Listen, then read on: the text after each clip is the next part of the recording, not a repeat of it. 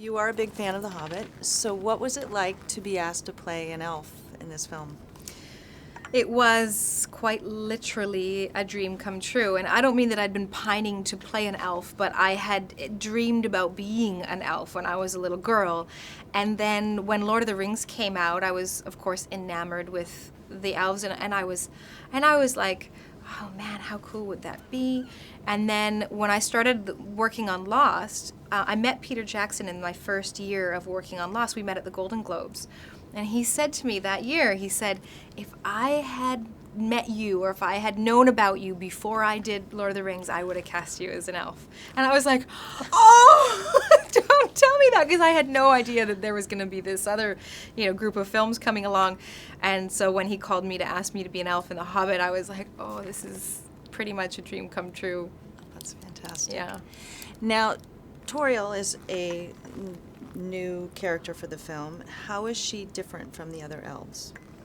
Tauriel is a common elf, and we've not actually met a common elf in these films yet, including Lord of the Rings. We've only met high elves, so essentially elf royalty.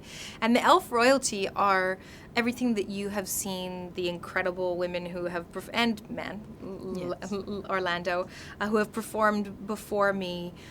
They personified everything that is a high elf. So it was sort of my job to introduce the world to a common elf and a common sylvan elf, which sylvan elves are, in Tolkien's words, they're less wise and more dangerous than the other elves. So Tauriel is a dangerous elf. She is very kick-ass. She's the head of the Sylvan Guard, so she is a skilled warrior. She uses 2 daggers, a bow and arrow, and her hands when need be. Elves are good at improvising in battle if they have to. And she's young. She's very young. She's only 300 years old. Oh. It's just a baby. And so she's got a little bit of a sort of reckless side. She bulks authority a little bit more than you'd ordinarily see in a more mature elf. And she's naive to the world. She has been locked away in her realm for her entire life. She's never been allowed to venture outside of it. And so in these films, it's going to be fun to see her sort of bloom into a more mature elf as she explores the world and meets new people and creatures. Now, with her being such a badass kick-ass, was there a lot of training that you went through or had to go through in order to develop the character? Yeah, there was an extensive amount of training. It was the hardest, it was the greatest challenge I've ever had as a performer to do this role. There was stunt training, there was movement training, there was weapons training, there was dialect training, there was language training, and did I miss one? That was it. But the movement training was particularly fascinating because, of course, you kind of expect to be trained on weapons. Not everyone can use a weapon. You expect to be trained in a language. Not everyone can speak Elvish and accents and whatnot. But to be trained how to move, how to turn your head, how to lift your arm, how to walk down a set of stairs. I felt like I was in reform school. like when you're a little girl and they send you to schools and put books on your head. And it was fascinating. That's great. Now, this being such a monumental production, was there a certain camaraderie that you felt with the other actors filming this?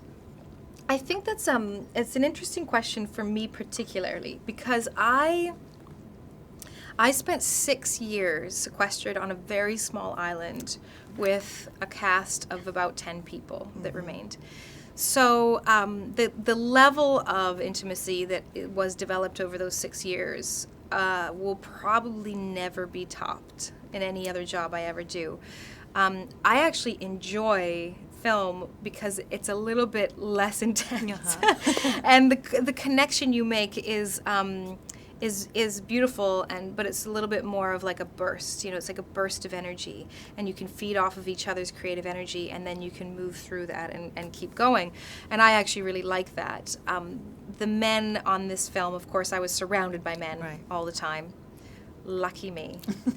Were wonderful, and they treated me, I really sort of felt like I was a bit spoiled, like I was sort of the princess amongst them. They were so good to me. They were chivalrous and charming and flirtatious and all the things a woman wants to be surrounded with, good-looking men flirting with her all day. It's great. It was a wonderful experience. Oh, that's great. Now, do you find that in filming this that you have a deeper understanding of the actual books or book, any particular book? Yeah, The Hobbit? I didn't read this. I had been a fan of The Hobbit. I had been a fan of the Rings trilogy before the films ever came out. But I'd never read the Silmarillion. And my father had always said, trust me, it's the best one. And I'd always sort of, once I got past that sweet spot, that sort of age where children are usually introduced to Tolkien and fall in love with him, I hadn't picked them up again. I still held them in very high regard. But my father had always said, trust me, you really should read the Silmarillion. It's the best book. And so when I was in hair and makeup for 2 hours every morning, I would sit and read the Silmarillion. And he was absolutely right. As an adult, it's the most enchanting of all of the books. And particularly when I was playing an elf, it really impacted me to understand. I didn't understand the origins of elves. I didn't understand where all these people had come from or how Middle-earth came to be. And to get that insight and that history was so enchanting and really helped bring me into the world.